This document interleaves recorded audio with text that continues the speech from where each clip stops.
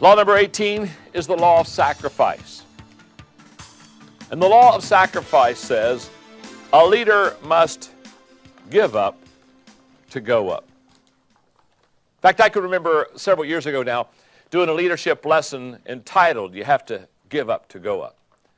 And into that lesson, I can remember my outline because it was very simple. I said, first of all, and it was about getting up the top. And I said, first of all, you have to get up to go up. Because I know all kinds of people, they're still in bed. You know what I mean? They're still in bed. They haven't realized, you probably ought to get out of bed before you can be successful. You got to get up to go up. That's step number one, get out of bed. Enter in the arena of action. Take some initiative. Do something. Okay, you got to get up to go up. And after you get up to go up, after you do that, secondly, you got to grow up to go up. You got to grow up. I know people who have never matured. They're still talking about the same thing, doing the same thing. They've never developed like to. So if you want to get to the top, you not have to get up to go up. You got to grow up to go up.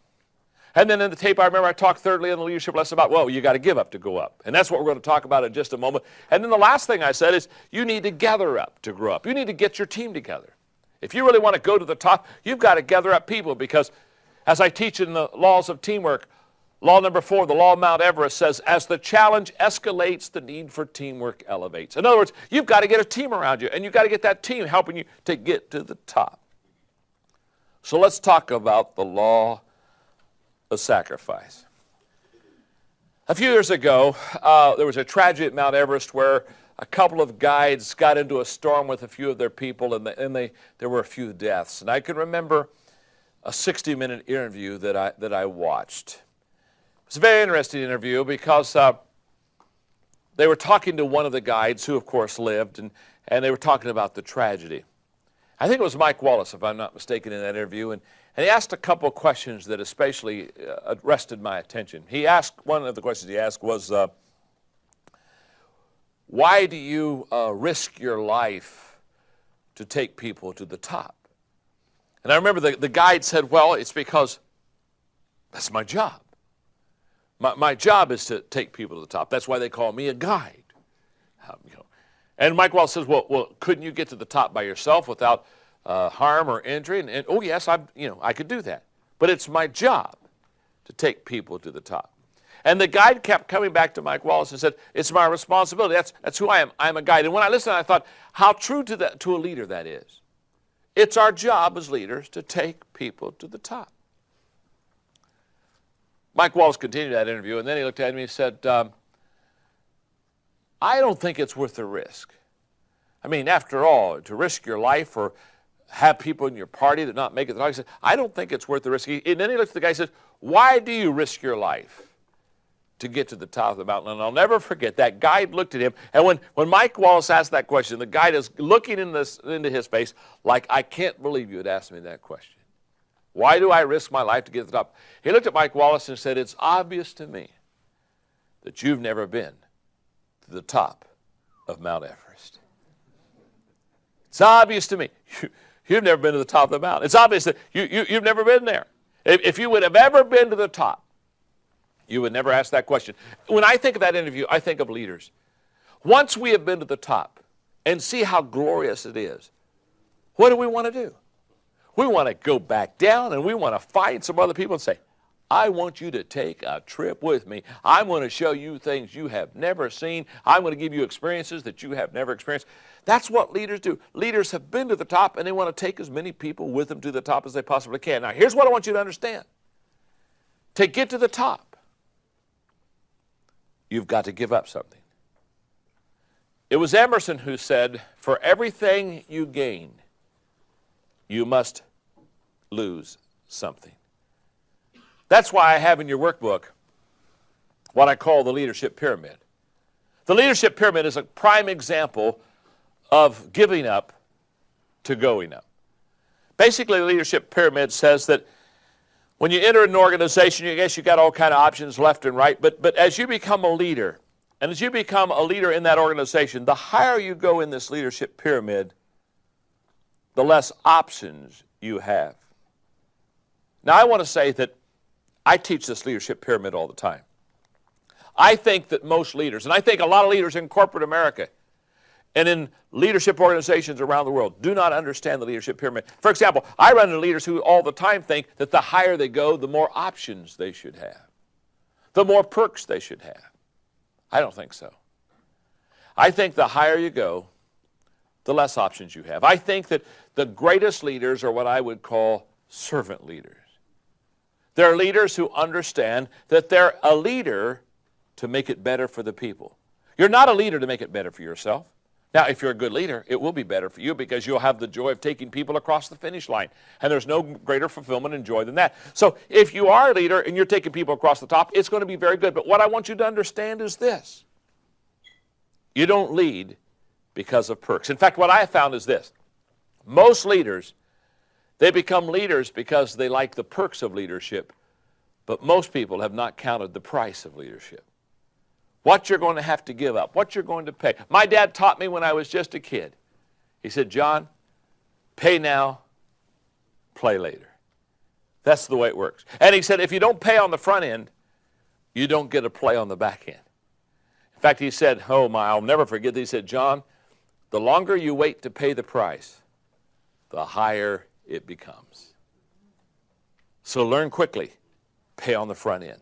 And I'm saying to each one of us today, as we're teaching this principle, the law of sacrifice, what we've got to do is we've got to understand that we have to pay on the front end. There's a price to pay to be a leader. It's not always easy. It's not always fun. In fact, when I teach leadership, one of the things I'm most concerned about is, why do you want to become a leader? Do you want to become a leader because you think there are a lot of perks in it for you? Or do you want to become a leader because you want to add value to people and take them to a higher level than they could ever go on their own? So let's go to the workbook. Because there are 3 sacrifice statements that I want to make. Number 1, there is no success without sacrifice. Let's just start there. You say, John, what do you mean? What I mean is, there is no success without sacrifice. There's not an escalator waiting to take you to the top.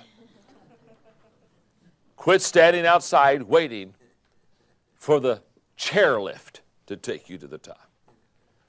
Nobody ever got to the top of a mountain and at the end of the day said, oh my goodness, how did I get here? Instead of saying, I just took a stroll and the next thing I knew, I was on top of this mountain. No. You can fall off the top by accident, but you can't roll to the top by accident. If you get to the top, it's because you gave up something. And let me tell you something that all experienced mountain climbers will tell you.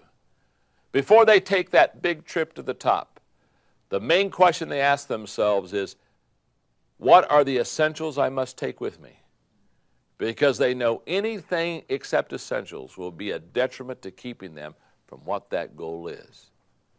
So when they get ready to go to the top, they don't back up a U-Haul truck and say, I'm going to throw this stuff in the truck. I may need it while I'm up there.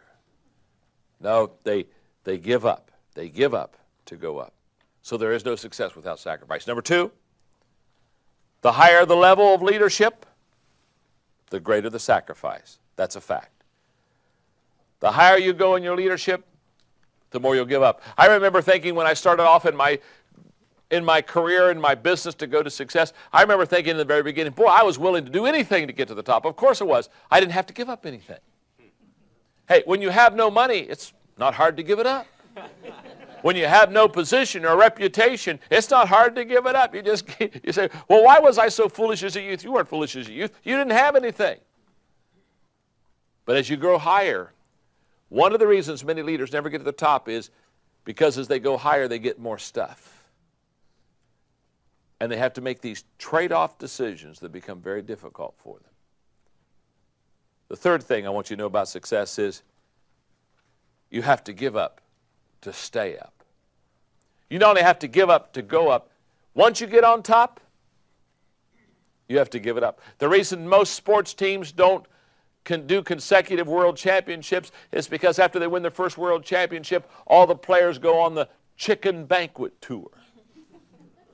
And they spend the next year getting fat, telling everybody how they did it last year.